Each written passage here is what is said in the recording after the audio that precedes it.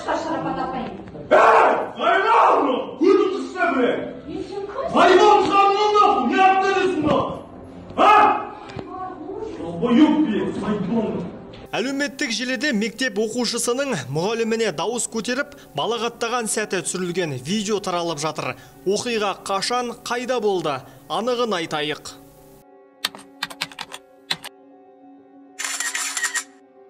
Стан KZ ақпарат агенттігінің мәліметінше оқиға Талдықорған қаласындағы Горький атындағы мектепте болған. 11 наурыз күні биология сабағында 9 сынып оқушысы мұғалімге дауыс көтеріп, балағат сөздер айтқан. Мұғалім Талдықорған қаласының полиция бөліміне арыз жазған.